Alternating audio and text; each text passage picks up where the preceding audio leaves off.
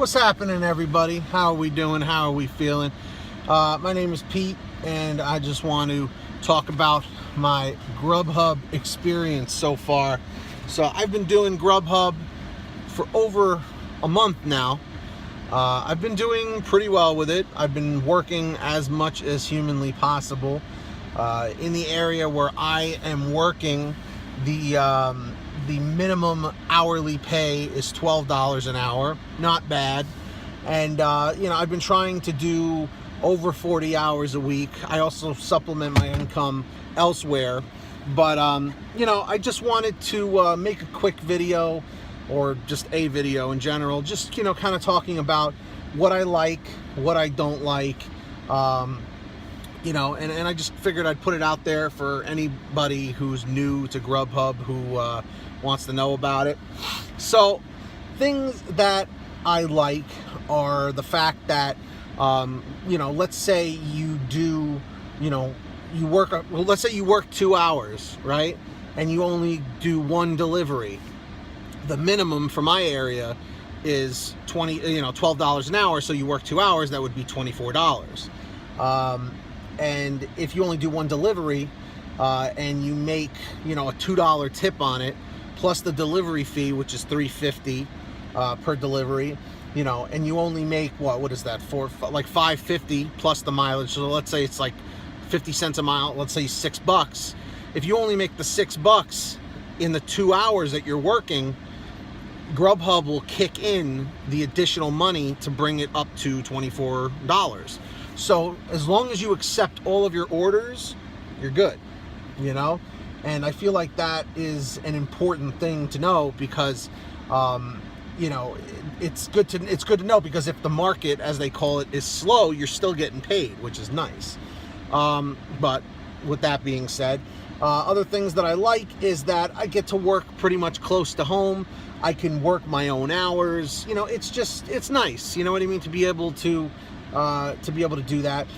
They pay you every Thursday, or at least for me, every Thursday, direct deposit right into my bank account, usually some point over the night, and that's that.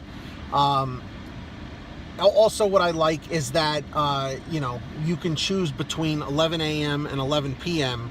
when you want to work, and it's 7 days a week.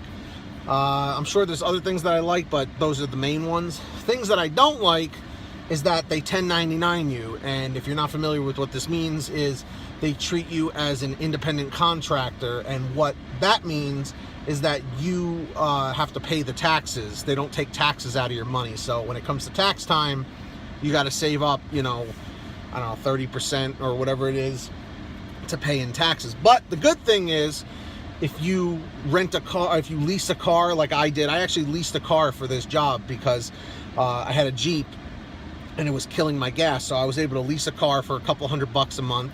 That was good on gas, and I can write that off.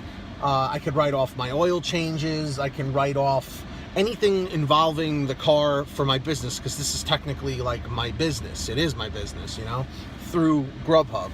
But it kind of sucks at the same time. I'd rather taxes be taken out. But another thing I'm not too crazy about is the fact that they're, basically how it works, how you pick your schedule is Thursday, Friday, Saturday, Sunday every week is the times where you pick your schedules. As long as you accept every order, you don't miss any orders, your attendance rate is good, and you don't drop your blocks, which are schedules, then you get put in like the premier category, where every Thursday at 10 a.m.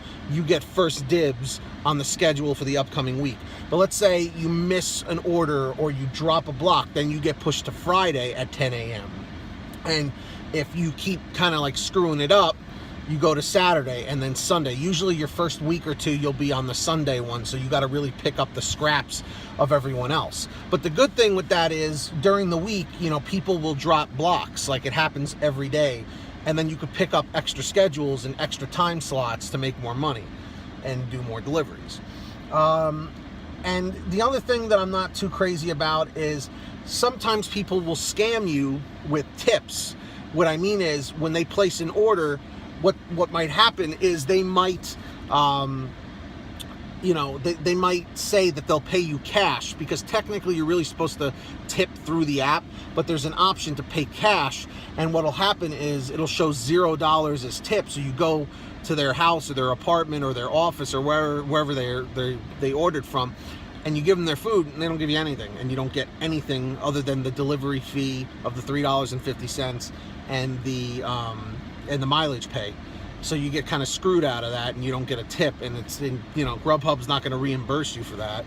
You know, also another thing that kind of be lousy is the other day, for instance, I was working till 10 or 11 at night. It was 11 o'clock, and I was completing a delivery, and then another delivery popped up, and it was like a half an hour late, meaning that nobody picked it up. So I was already late getting to it. It was way out of the way, like a 15-minute drive to get there. And by the time I got there, the restaurant was remaking the person's order. So as a courtesy, I called the customer to tell them that they're remaking the order.